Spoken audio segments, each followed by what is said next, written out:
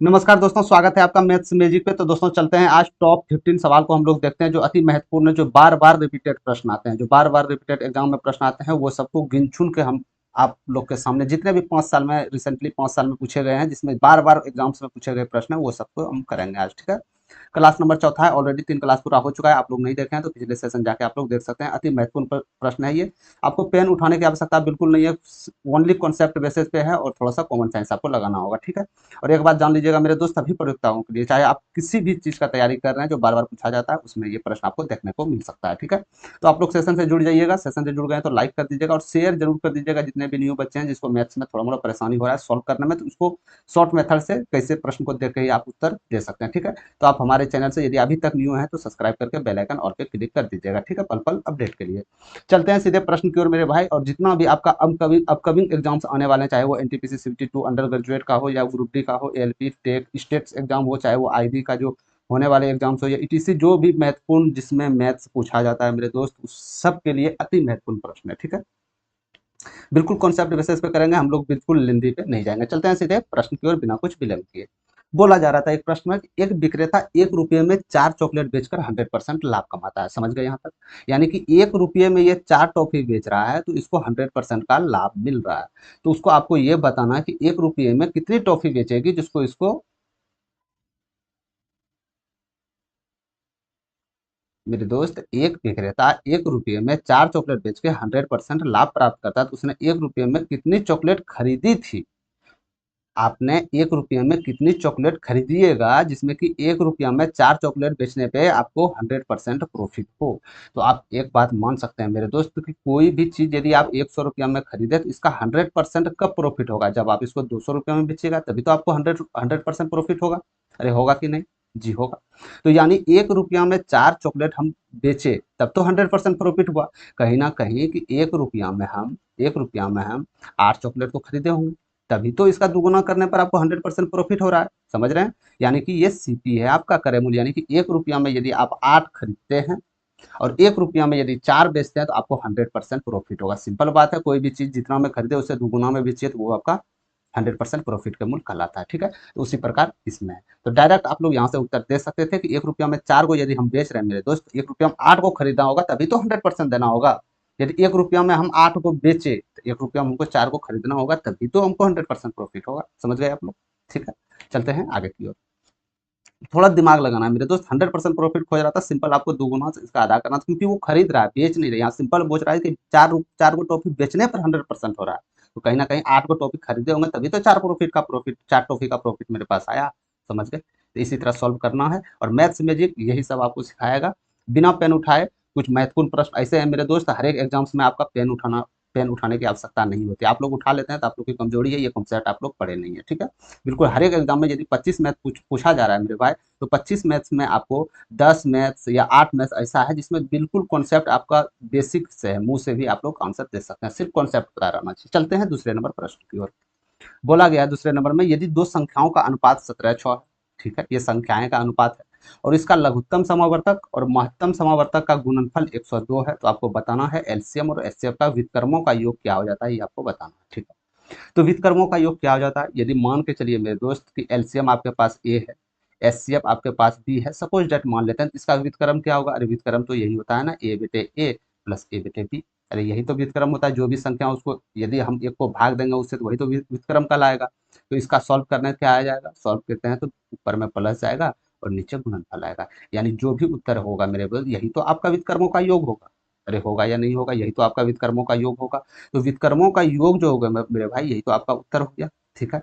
तो उत्तर में आपका एलसीएम एचसीएफ का योग अंश में आ जाएगा और एलसीएम एचसीएफ का गुणनफल हर में आ जाएगा। ठीक है। यानी कि हर जो हो जाएगा मेरे दोस्त, ए बी का गुणनफल, ए बी क्या हम माने थे? एलसीएम एचसीएफ तो ही माने थे, और एलसीएम एचसीएफ का गुणनफल ऑलरेडी दिया गया है। कितना दिया गया है? 102। यानी कि वो उत्तर आपका जिसका हर 102 के बराबर हो। तो 102 के हर बराबर एक ही ऑप्शन में है, तो इसको आप बिना पेन उठाए ही मुंह से बना सकते थे। समझ गए आप? ठीक है। इस प्रकार प्रश्न दे दे मेरे भाई, सीधा गुणनफल को आपको हर में देखना है, क्या वो हर में है या इसका कोई मल्टीपल है या इसका कोई छोटा रूप है जो कट के आया, वो आपको चेक करना है। समझ गए? चलते हैं आगे की ओर, तीसरा नंबर प्रश्न को आप लोग कीजिएगा, ठीक है। और आपसे एक निवेदन है कि टोटल 15 प्रश्न है मेरे दोस्त, कोई ज़्यादा टाइम टेकन नहीं लगने वाला आपको। कितना प्रश्न इसमें आप सही दिए, कितना आप टाइम टेकन दिए, ये आप जरूर कमेंट सेक्शन में बताइएगा, ठीक है। चलते हैं तीसरे नंबर प्रश्न की ओर। राज्य स्तरीय क्रिकेट टीम में 11 खिलाड़ियों का औसत वजन 103 किलोग्राम।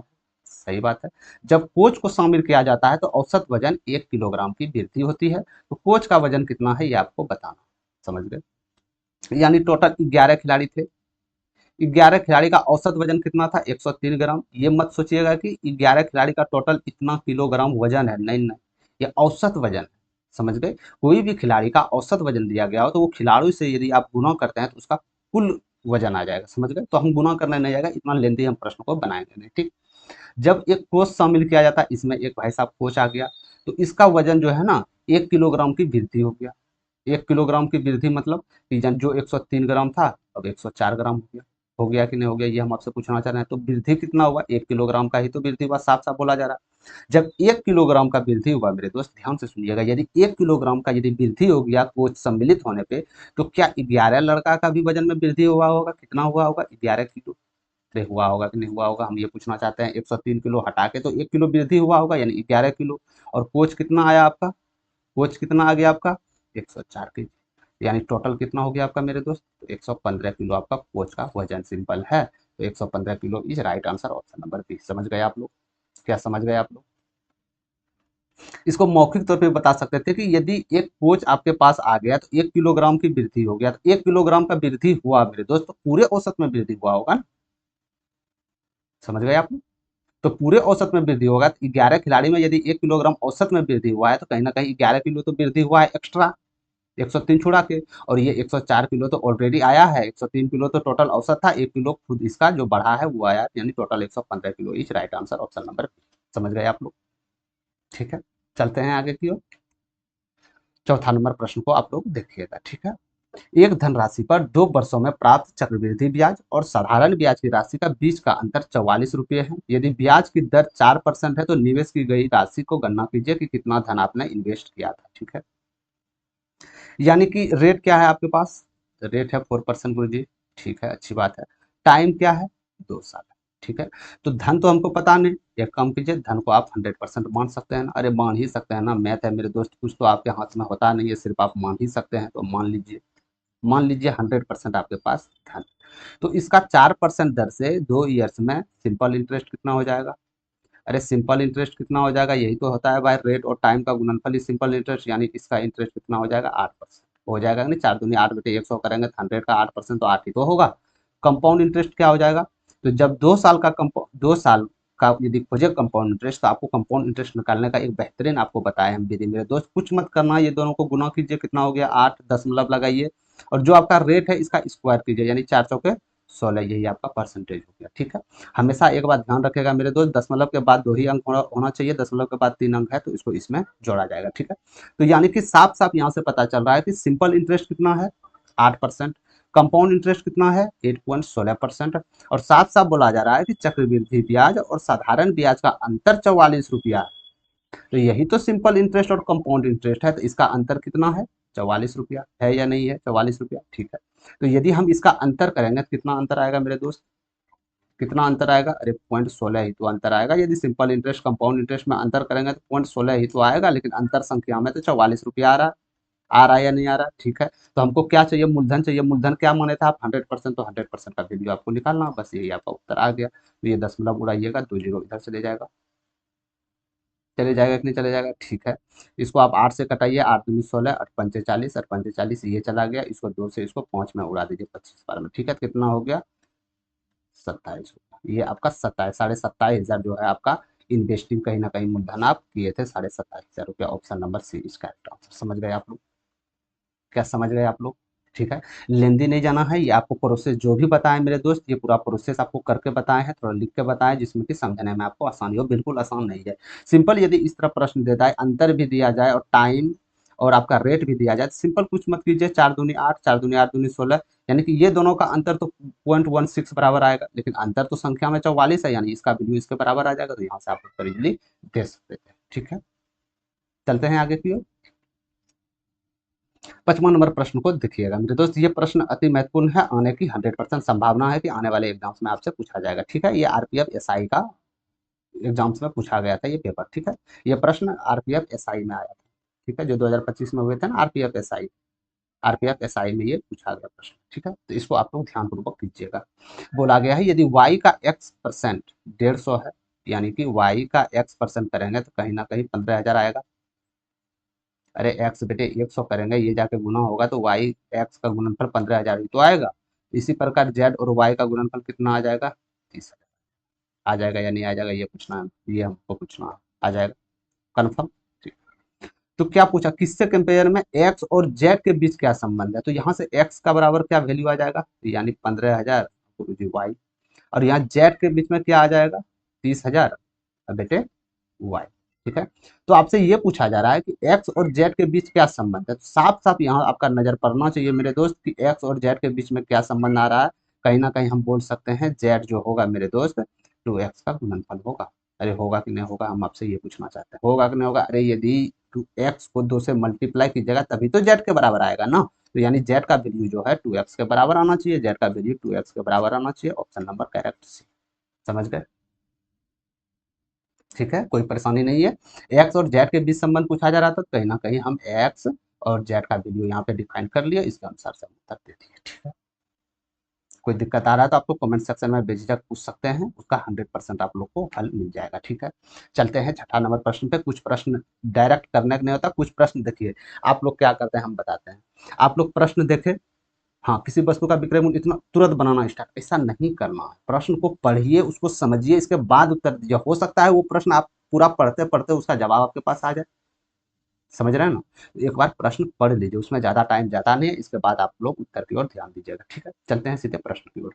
यदि किसी बिस्तर का विक्रय मूल्य प्रारंभिक मूल्य से 2 गुना हो तो लाभ प्रारंभिक लाभ का 10 गुना हो जाता है, तो प्रारंभिक लाभ कितना परसेंट है आपको बताना है। इसको हम ऑप्शन से बनाएंगे, बिल्कुल आसान विधि से इसको हम ऑप्शन से बनाएंगे। आप लोग को पता होना चाहिए, यदि आप मैथ का स्टूडेंट है आपको 2-3 विधि आना चाहिए मैथ्स में बनाने के लिए। ठीक है, यदि 2-3 विधि आपको पता है तो आप कोई भी ऑपरेशन इसमें, यदि 25 मैथ हो या 30 मैथ हो, इसका फुल्ली आप लोग सक्सेस ऑपरेशन कर सकते हैं, 25/25 या 24/25। समझ रहे हैं आप लोग? तो कहीं ना कहीं 2-3 विधि से बनाना आना चाहिए आपको। तो हम सबसे पहले ऑप्शन उठा के रखते हैं पहला नंबर, कि पहला नंबर हम मान लेते हैं कि पहले जो वस्तु बेचा गया था 12.5% लाभ पर बेचा गया था। ठीक है, तो यानी हम मान लेते हैं कि 100 रुपया में हम वस्तु को खरीदे। अरे मान ही सकते हैं ना, 100 रुपया हम वस्तु को खरीदे, तो इसको कितने में बेचे जो 12.5% लाभ हो, तो कहीं ना कहीं 112.5 रुपया में इसको बेचना होगा। ये आपका एसपी हो गया, सॉरी, हाँ ये आपका एसपी हो गया, ये आपका सीपी हो गया, यानी ये कॉस्ट प्राइस, ये सेल प्राइस, यानी ये क्रय मूल्य, ये विक्रय मूल्य हो गया। ठीक है, अब साफ साफ बोला जा रहा है कि इसका विक्रय मूल्य प्रारंभिक मूल्य का 2 गुना है। यानी विक्रय मूल्य पहले कितना था, 112.5, अब इसका 2 गुना कर दीजिएगा तो कितना आ जाएगा, 225। यानी जो वस्तु पहले 112.5 रुपये में बेचा जा रहा था, अब कितने में बेचा जा रहा है, 225 रुपया में बेचा जा रहा है। समझ रहे हैं आप लोग? तो क्या आपको एक प्रूफ, आप लोग हमेशा जानते हैं यदि ऑप्शन से बनाइएगा तो एक इसमें जो भी होगा उसको आप प्रूफ करना होगा, तो हम ये प्रूफ करेंगे कि क्या इसका लाभ प्रारंभिक लाभ का 10 गुना हो रहा है। तो प्रारंभिक लाभ कितना हो रहा था, अरे प्रारंभिक लाभ कितना हो रहा था, 12.5, और अब लाभ कितना हो रहा है, अरे अब लाभ कितना हो रहा है, 2 गुना विक्रय मूल्य करने के बाद, तो अब लाभ हो रहा है गुरुजी 125। क्या प्रारंभिक लाभ का 10 गुना करेंटली लाभ है? जी 100% लाभ है। यदि 12.5 में 10 से गुना करते हैं तो 125 के बराबर हो जाएगा, यानी ये सेटिस्फाई कर रहा है, इसके अनुसार उत्तर आपका ए नंबर चलेगा। ठीक है, यदि ये सेटिस्फाई यहाँ नहीं करता, ये बोला गया है इसका यदि 10 गुना, यदि 10 गुना नहीं होता 8 गुना होता तो ये उत्तर भी नहीं। समझ गए आप? ठीक है, हमने कुछ नहीं किया, डायरेक्ट जो जो प्रश्न बोले जा रहा था उसके अनुसार हमने किए। जैसे यहाँ पे बोला जा रहा था प्रारंभिक लाभ कितना है, तो प्रारंभिक लाभ हम मान लिए 12.5%। जब 100 रुपये में कोई वस्तु खरीदे ना तो इस नाम में बेचना होगा, तभी तो 12.5% लाभ होगा। और साफ साफ बोल रहा है कि वस्तु का विक्रय मूल्य 2 गुना करने पर लाभ इसका प्रारंभिक लाभ का 10 गुना होता है। क्यों ना वस्तु को 2 गुना करके हम ट्राई कर लेते हैं क्या 10 गुना बराबर हो रहा है या अथवा नहीं हो रहा। ठीक है, यहाँ तक समझ गए?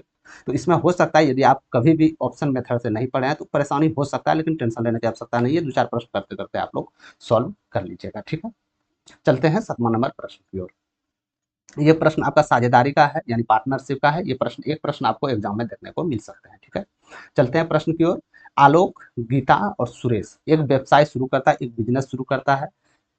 आलोक ने 56,000 रुपया दिया उस बिजनेस के लिए, गीता ने 52,000 रुपया दिया उस बिजनेस के लिए, सुरेश ने 69,000 रुपया दिया उस बिजनेस के लिए निवेश करने के लिए। और एक साल के अंत में, यानी कि एक साल का इन्वेस्ट चला, एक साल के अंत में कुल लाभ जो हुआ था ना ये तीनों के द्वारा 76,700 रुपया कुल लाभ हुआ था। समझ गए, इतना कुल लाभ था। ठीक है, अर्जित कुल लाभ का 31% दान दे दिया।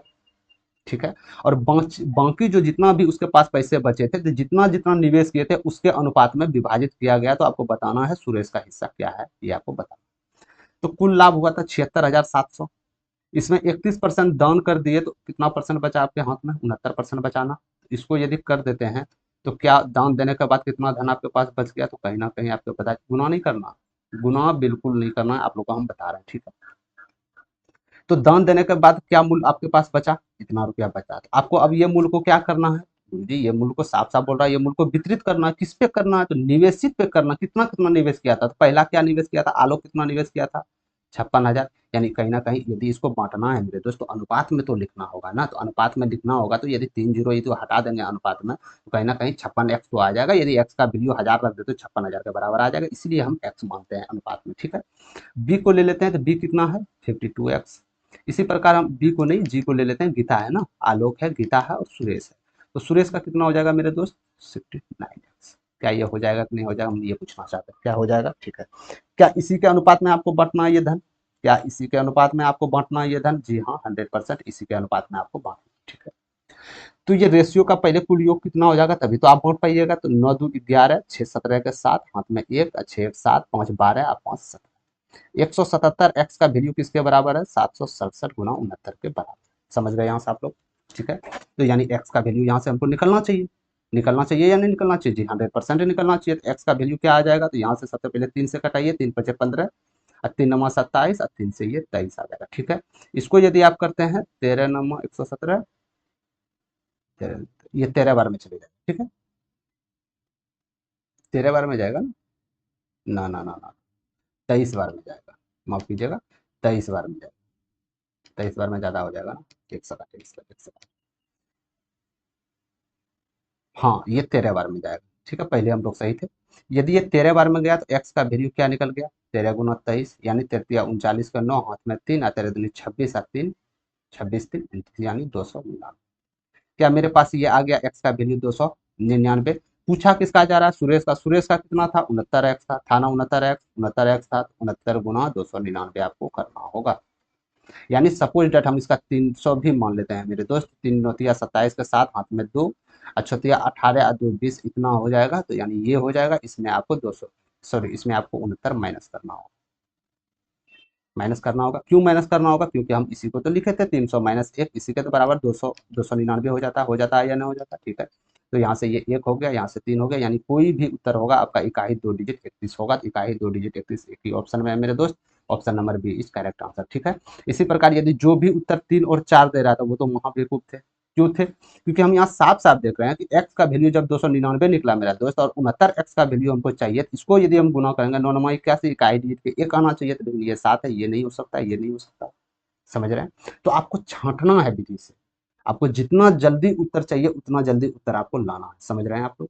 ठीक है, आप ये मत सोचिए किस विधि से लाए आपका उत्तर, यदि जो पढ़ाई करने में मेरे भाई जो टॉपर है, ठीक है, जो टॉपर है, कोई भी प्रश्न को 2 मिनट में वो उत्तर कर पा रहे हैं, और आप पढ़ाई में थोड़ा डिसमिस हैं, और आप मान के लिए वही प्रश्न को 1 मिनट के अंदर अंदर कर पा रहे हैं, जो कि आप इस प्रश्न में भली भांति आप स्ट्रांग नहीं थे, तब पर भी आप कर रहे हैं, तो इसमें आपका बहादुरी है।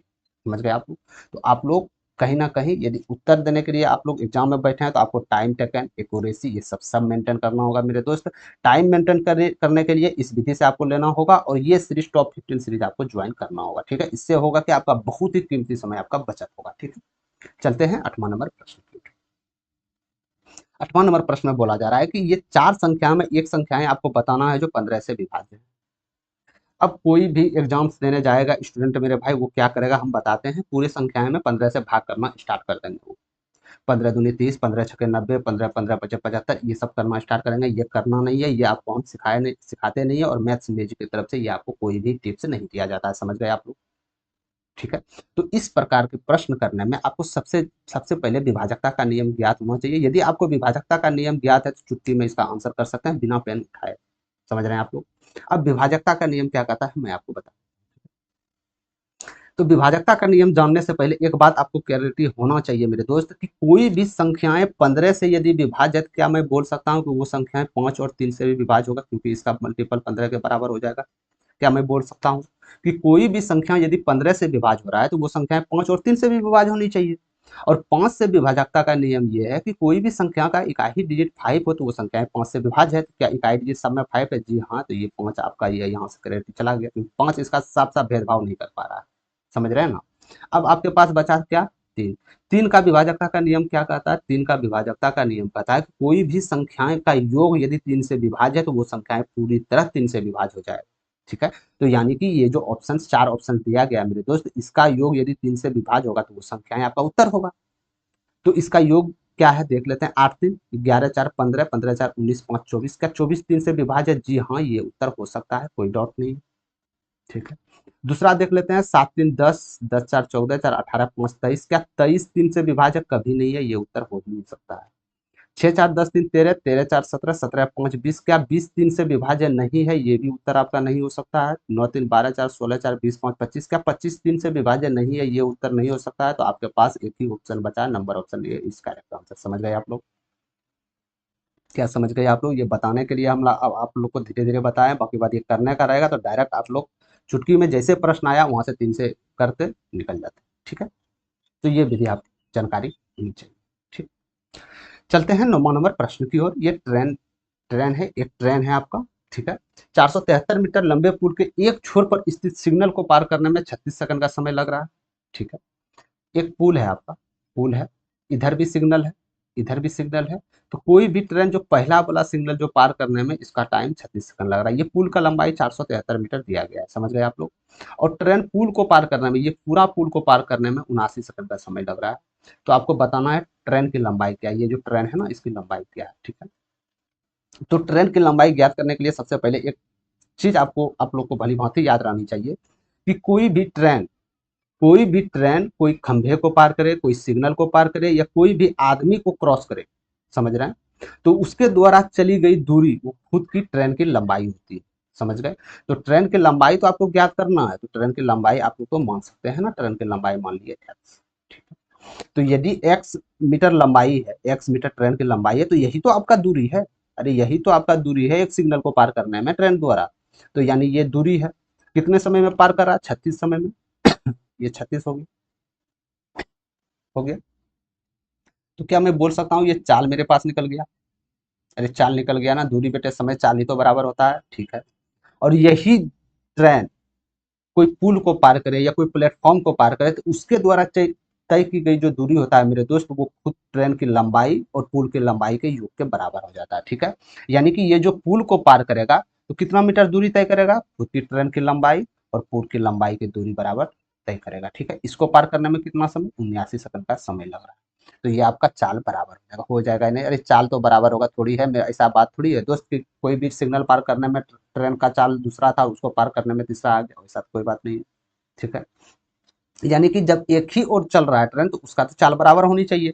तो इसको आप बराबर कर दीजिए, तो ये आपका इधर जाएगा 79 एक्स, ये आपका 36 एक्स, और 473 गुना 36 हो जाएगा। यानी कहने का मतलब है 79 एक्स में 36 एक्स आपका जाएगा, तो कितना बचेगा? 43 एक्स। 43 एक्स किसके बराबर हो जाएगा? तो यानी ये 36 एक्स, यानी 473 और गुना 36। ठीक है, तो यहाँ से साफ साफ आप देख देख पा रहे होंगे, ये 11 बार में जाएगा। तो 11 में बार में जाएगा तो क्या हो जाएगा? 36 गुना 11। 36 गुना 11 क्या आ जाएगा आपका? 300।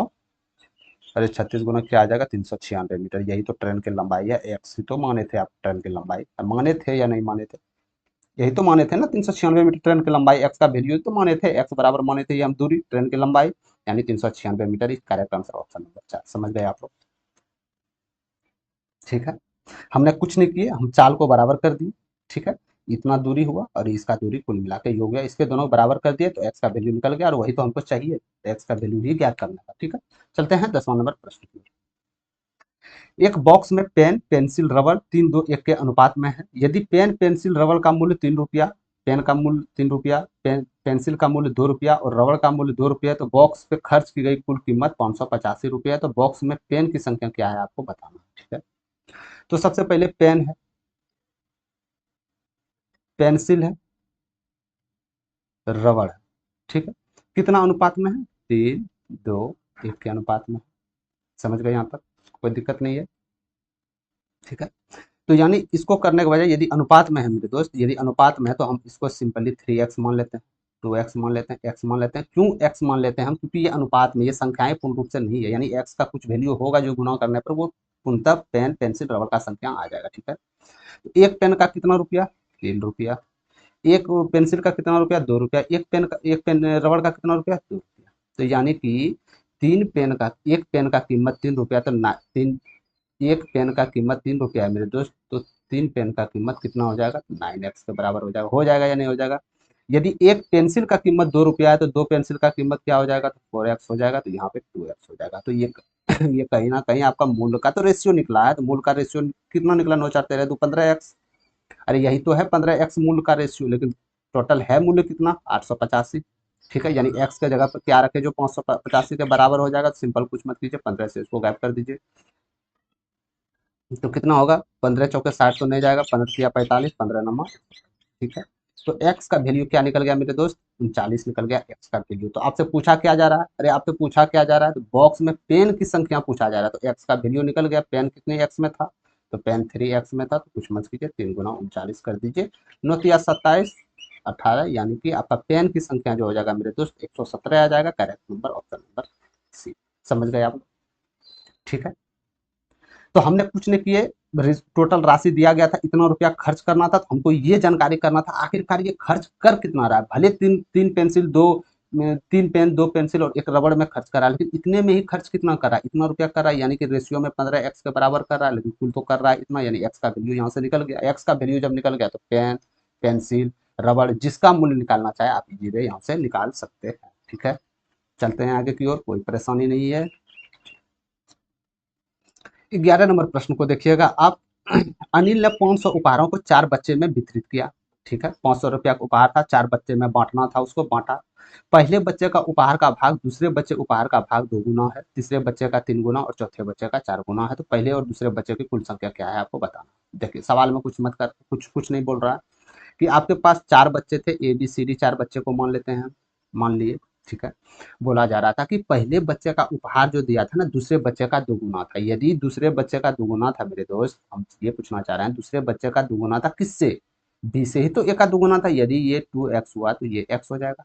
हो जाएगा या नहीं हो जाएगा? साफ साफ प्रश्न में बोला जा रहा है कि पहले बच्चे का उपहार का भाग दूसरे बच्चे उपहार का भाग का दुगुना है, और तीसरे बच्चे के उपहार का भाग का 3 गुना है। यानी सी के जगह पर हम क्या मान रखे कि ये 3 गुना 2x के बराबर आ जाएगा। तो क्या रखना पड़ेगा? कहीं ना कहीं 2x/3 रखना पड़ेगा, तभी तो आप इसका 3 गुना कीजिएगा तो 2x के बराबर आ जाएगा। समझ गए यहाँ तक? ठीक है, अब बोला जा रहा है चौथे बच्चे के उपहार का 4 गुना है। चौथे बच्चे उपहार का 4 गुना है, तो 4 गुना कैसे हो जाएगा? यदि x/2 रखिएगा तभी तो इसको 4 से गुना कीजिएगा, तो यहाँ से 2 हो जाएगा, 2x के बराबर हो जाएगा, इसके 4 गुना है, तो यानी कि चौथा का रेशियो हो जाएगा x/2। ठीक है, साफ साफ बोला गया। पहले बच्चे का यहाँ आप देख सकते हैं, पहले बच्चे का 2 गुना, दूसरे बच्चे का 3 गुना, चौथे बच्चे का 4 गुना है। ठीक है, तो यदि आप इसको सिंपली रेशियो में कन्वर्ट करते हैं मेरे दोस्त, तो इसका एलसीएम लेना होगा। आप जानते होंगे एलसीएम कितना आ जाएगा? 6, और 6 को सबसे गुना कर देना। अच्छा, 6 को सबसे गुना करना, तो यहाँ क्या आ जाएगा? 6 दूनी 12x, यहाँ आ जाएगा 6x, तो यहाँ 6 से गुना करते हैं तो 2 जाएगा, 2 दूनी 4x, यहाँ 6 से गुना करते हैं तो यहाँ आ जाएगा 3x। ठीक है, इतना उपहार था रेशियो में, लेकिन टोटल उपहार कितना था? 500 उपहार। ठीक, यहाँ तक समझ गए? तो टोटल रेशियो में उपहार की संख्या का योग क्या है? 12 6 18 4 20 और 12 6 18 4 22 3 25, यानी कि 25x के बराबर 500 का वैल्यू है। यानी ये भी तो आपका जो मेरे भाई गिफ्ट ही तो है। भले ये रेशियो में गिफ्ट है, तो रेशियो में 25x के बराबर है, तो x का वैल्यू 20 आपका आ गया ना? x का वैल्यू 20 आ गया, तो क्या पूछा जा रहा है? पहले और दूसरे बच्चे के कुल योग कितना है? पहले कितना था? 12, दूसरे कितना था? 6, यानी टोटल कितना हो गया? 18x। तो 18 गुना 20 करते हैं तो यहाँ से आ जाता है 360 उपहार दिए गए ए और बी के द्वारा। तो ए बी का कितना आ जाएगा? 360 is correct answer, option number 1। समझ गए आप लोग? ठीक है, आप यहाँ से चाहते मेरे दोस्त, आप यहाँ से चाहते तो आप डायरेक्ट ये भी वैल्यू रख पाते थे। समझ गए? यहाँ से डायरेक्ट आप वैल्यू रख पाते थे, तो यहाँ से आप ये तो देख सकते हैं कि पहले का भाग दूसरे का दुगुना है, सही बात है। पहले तीसरे का 3 गुना है, सही बात है, और पहले चौथे का 4 गुना है, सही बात है। तो यहाँ से आप लोग कर सकते हैं। ठीक है, और इसका एक मेथड हम बता देते हैं मेरे दोस्त। यदि इस प्रकार के प्रश्न आपको कहीं एग्जाम्स में देखने मिल जाए, तो आपके लिए सबसे ज़्यादा डी से यदि आप शुरू करते हैं वितरित करना, तो आपके लिए आसान हो जाएगा। कैसे आसान होगा हम बताते हैं। यदि चौथे से 4 गुना यदि हम x मानते हैं, यदि आप इसको 4x मानते हैं, तो ये तो 2x तो निकल जाएगा, लेकिन c का वैल्यू नहीं निकल पाएगा। ठीक है, तो यहाँ से साफ साफ रहने के लिए 2 भी रखते हैं तो नहीं हो पाएगा, यहाँ से 3x रखिए तो 3x से यहाँ पे 12x हो गया, तो यहाँ से 6x हो जाएगा, तो इसका 4 गुना करेंगे तो यहाँ 4x हो जाएगा। ठीक है, तो हम रहते तो डायरेक्ट यही से शुरू करते। ठीक है, तो ये आप भी कर सकते हैं, आप प्रैक्टिस करते करते वहां तक आप जरूर पहुंच जाइएगा। ठीक है, तो ये आपका उत्तर रहा इस विधि से। ठीक, चलते हैं 12 नंबर प्रश्न की ओर। 12 नंबर प्रश्न में कुछ भी नहीं है, भले स्टूडेंट इसका जवाब नहीं दिए थे, बाकी बाद ये प्रश्न कुछ भी नहीं है। क्या बोला जा रहा है कि एक वर्गाकार कांच के टुकड़े का कुल क्षेत्रफल 729 सेंटीमीटर स्क्वायर है, जिसमें एक वर्गाकार मेज के ऊपर रखा गया है। एक वर्गाकार मेज है, हम यहाँ वर्गाकार मेज बनाते हैं, ये आयत हो गया, हम वर्गाकार मेज बना लेते हैं, ये वर्गाकार मेज हो गया। ठीक है, बोला जा रहा है कि एक वर्गाकार मेज है, इसके ऊपर एक कांच के टुकड़े रखे हुए हैं, एक कांच के टुकड़े रख देते हैं हम, ये कांच के टुकड़े हैं, ये भी वर्गाकार के रूप में है, और इसका एरिया जो दिया गया है, इसका एरिया जो दिया गया है मेरे दोस्त 729 सेंटीमीटर स्क्वायर। तो यदि एरिया ये तो वर्ग के रूप में, तो वर्ग का एरिया क्या होता है, इतना 729। तो क्या ये भुजा आ जाएगा, कितना आ जाएगा 27। तो भुजा क्या आ गया 27, तो भुजा तो यही क्या होता है मेरे दोस्त 27, यानी कि ये दूरी और ये दूरी, इसी के बीच में दूरी कितना है 27। ठीक, यहाँ तक समझ गए। अब बोला जा रहा है कि कांच के टुकड़े किनारे और कांच के टुकड़े के बीच की दूरी 9 सेंटीमीटर है, यानी कि ये किनारा, ये किनारा, ये जो दूरी होगा और ये जो दूरी होगा ये भी 9 सेंटीमीटर होगा, ये भी 9 सेंटीमीटर होगा। तो बोला जा रहा है मेज की लंबाई, ये पूरा लंबाई कितना है, तो देख सकते हैं यहाँ ये 27 है, ये 9 है, ये 9 9 18, और 18 यदि 27 में करते हैं मेरे दोस्त, तो यहाँ से 45 आ जाएगा, यानी 45 मीटर मेज का टोटल लंबाई निकल के आ गया। Option number 2 is correct answer. समझ गए आप लोग? ठीक है, क्योंकि मेज की लंबाई पूछा जा रहा था ना, तो जो वर्ग जो हम रखे थे मेरे दोस्त ये वर्ग में, तो ये जो लंबाई पूछा जा रहा था, ये भी तो जगह जो छोड़ा होगा, ये भी तो लंबाई हमको ज्ञात करना होगा। ये थोड़ी है कि पूरा एरिया आप ले लीजिएगा, एरिया तो नहीं लेना है ना, इसका आपको भुजा ही तो लेना। यदि भुजा हम ये निकाल लिए तो ये डिस्टेंस निकल जाएगा, और ये डिस्टेंस ऑलरेडी 9 मीटर दिया गया है, तो ये डिस्टेंस जोड़ देंगे तो मेरा पूरी इसका लंबाई निकल जाएगा। समझ गए आप लोग? ठीक है, चलते हैं 13 नंबर प्रश्न की ओर। ये भी प्रश्न में कुछ नहीं है, ये भी आप मुंह से आंसर दे सकते थे। बोला जा रहा है कि एएनएम अंग्रेजी आधारित पर कंपनी 511 पुरुष और 511 महिलाएं, मतलब पुरुष और महिलाएं बराबर है, और सभी कर्मचारियों का औसत उत्पादन 31 रुपया प्रति कॉल है, और 61 रुपया पुरुष द्वारा, यानी कि देखिए क्या बोला जा रहा है कि 511 पुरुष हैं, 511 महिलाएं हैं, सभी सभी कर्मचारी यदि बात करें प्रतिदिन तो 61 रुपया प्रति कॉल इसको लगता है, और वहीं पुरुष के लिए भी इतना ही लगता है। तो आपको बताना है महिलाओं के लिए कितना लगता है, तो साफ साफ मेरे दोस्त है, यदि पुरुष की संख्या बराबर है, महिलाओं की संख्या बराबर है, टोटल आपका उत्पादन उतने हैं, लड़का का भी उतने हैं, तो लड़की का भी इतने होगा, वो थोड़ी अलग हो जाएगा। अब कैसे इसका प्रूफ करना है, आपको प्रूफ करने का एक विधि है, यानी कि टोटल जो है, टोटल कितने आपका यहाँ से है पुरुष और महिलाएं, तो यानी बोल सकते हैं 1022। ठीक है, तो टोटल कितना प्रति औसत कितना है 61 कॉल, 61 कॉल है, यानी कि ये इसका जो आप उत्तर दीजिएगा मेरे दोस्त, ये जो आपका यहाँ पे आएगा गुणनफल करके, तो 511 तो मेल होगा, इसका भी 61 होगा, होगा ना होगा। तो यहाँ फिर भी ये जो 511 महिलाएं हैं बराबर है, तो यहाँ इस जगह पे क्या रखा जाए कि इसका गुणनफल करके ये दोनों योग करके ये दोनों के बराबर आ जाए। तो जब 511 गुना 61 कर रहे हैं तो थोड़ा सा कॉमन सेंस लगा सकते हैं मेरे दोस्त, इसका भी 61 गुना कीजिएगा तभी तो बराबर आएगा इसके बराबर, तो यहीं से आप डायरेक्ट उत्तर दे सकते हैं। समझ गए? नहीं विश्वास है तो गुना आप करते रहिए, करके उत्तर आप लोग दे दीजिएगा। ठीक है, लेकिन हम इतना बात बोलेंगे कि इस विधि से आपको कभी भी सॉल्व नहीं करना है, बाकी बाद आपका टाइम बहुत ज्यादा खपत हो जाएगा। ठीक, चलते हैं 14 नंबर प्रश्न की ओर। 142 का फैक्टर में आपको अनुगामी शून्यों की संख्या बताना है। ठीक है, इसका वैल्यू जो हो जाता है ना मेरे दोस्त, ये जो होता है ना, इसका मतलब ये होता है यदि 3 के पावर ये है ना, इसका मतलब हो जाएगा 3 गुना 2 गुना 1, यानी कि ये अंत तक चले जाके गुणनफल के रूप में आ जाएगा। यदि 142 है, 142 के आ गया तो क्या होगा, 142 होगा, इसी प्रकार 141 होगा, इसी तरह करते करते करते करते लास्ट में 1 तक जाएगा। अब इसको गुना करके आपको बताना है कि कितना शून्य आएगा, आगे कितना शून्य आपका आएगा ये आपको बताना।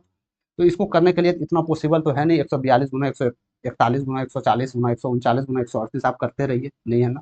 तो इसका सिंपल विधि है, 142 खोज रहा था, 142 है, इसको 5 से पूरी तरह विभाजित कीजिए, तो क्या आ जाएगा 5 दूनी 10, 5 अठे 40, पूरी तरह विभाजित करना, दशमलव के रूप में नहीं लेना, तो यानी 28 हो गया। फिर आप 28 को 5 से विभाजित करते हैं तो पूरी तरह कब जाएगा 5 पचे 25, फिर 5 को आप 5 से विभाजित करते हैं पूरी तरह कब जाएगा 1 से, यानी टोटल संख्या क्या होगा 28 5 33 1 34, यानी कि टोटल 34 शून्यों की संख्या होगा। Correct answer option number. ठीक है, यह प्रश्न पूछा जा रहा है, यह प्रश्न भी पूछा जाएगा, चाहे वो ग्रुप डी हो, एएलपी हो, टेक्नीशियन हो, या आपका 12 लेवल एनटीपीसी चाहे आपका मेंस आने वाला। ठीक है, उसमें एक प्रश्न आपको देखने को मिलेंगे, तो ये प्रश्न आप लोग बिल्कुल भूलिएगा नहीं। ठीक है, इस विधि से आपका उसका उत्तर दे सकते हैं। ठीक है, चलते हैं आज के लास्ट नंबर प्रश्न कीजिएगा इसको, उन दो संख्याओं का गुणनफल ज्ञात कीजिए जिसका लघुत्तम समावर्तक 65 है और महत्तम समावर्तक 8। ठीक है, दो संख्याएं हैं, ए बी संख्याएं हैं आपके पास, तो इसका गुणनफल क्या हो जाएगा? इसका गुणनफल आपको बताना है क्या होगा यदि इसका एलसीएम और एचसीएफ दिया गया हो, 65 और 8। समझ गए? तो हमेशा एक बात याद रखना है कि कोई भी दो संख्याओं का गुणनफल जो होता है हमेशा दोस्त, उसका लघुत्तम समावर्तक और महत्तम समावर्तक के गुणनफल के बराबर हो जाता है। यानी दो संख्याएं आप ए बी माने थे, यानी ए बी का जो गुणनफल हो जाएगा एलसीएम गुना एचसीएफ के बराबर आ जाएगा। समझ गए यहाँ तक आप? ठीक है, कोई दिक्कत नहीं है। तो एलसीएम क्या आप माने थे? एलसीएम आपका था 65, एचसीएफ क्या था? एचसीएफ 8 था। तो यही तो इसके बराबर ए बी संख्याएं हो जाएगा। तो यानी ए बी क्या हो जाएगा संख्या? 8 पंचे 40, 4 8 48, 4 52, यानी 520 वो संख्याएं आ जाएगा कि गुणनफल करने के बाद दोनों बराबर हो जाएगा, यानी करेक्ट आंसर ऑप्शन नंबर। ठीक, समझ गए? तो कैसा लगा आप लोग को उत्तर? आप लोग कमेंट सेक्शन में जरूर बताइएगा मेरे दोस्त, कैसा लगा इसका सॉल्व जो हल किए? क्या लेंदी था या शॉर्ट मेथड में था? क्या इससे भी शॉर्ट होनी चाहिए? तो आप लोग जो भी क्वेरीज है आप लोग कमेंट सेक्शन में जरूर आप लोग कमेंट कीजिएगा। ठीक है, और कहीं भी आपको दिक्कत आ रहा हो तो उसके रिलेटेड भी कमेंट सेक्शन में जरूर पूछ सकते हैं। और इसका यदि आपको पीडीएफ चाहिए, इसका पीडीएफ आपको टेलीग्राम पे प्रोवाइड किया जाएगा। ठीक है, तो ये आप यदि इसका पीडीएफ लेना चाहते हैं या कोई भी पल पल अपडेट के लिए आप नोटिफिकेशन के रूप में प्राप्त करना चाहते हैं, तो आपको टेलीग्राम चैनल से जाके जुड़ना होगा। टेलीग्राम चैनल पर जाके वहाँ से हर एक चीज़ का पीडीएफ, हर एक चीज़ का जॉब नोटिफिकेशन आपको मिलता रहेगा। ठीक है, पल पल अपडेट के लिए। तो सेशन कैसा लगा आप लोग लाइक जरूर कर दीजिएगा, यदि पसंद आया तो लाइक जरूर कर दीजिएगा, शेयर भी जरूर कर दीजिएगा, जितने भी न्यू बच्चे हैं उसके पास ज़्यादा से ज़्यादा पहुंच जाए। यदि आप तक अभी तक न्यू हैं तो आप लोग चैनल को फॉलो कर लीजिए। ठीक है, जिससे कि आने वाले हर एक चीज़ आपको अपडेट मिलता रहे। ठीक है, तो अभी के लिए इतना ही, धन्यवाद। मिलते हैं कोई और नेक्स्ट सेशन में। जय हिंद।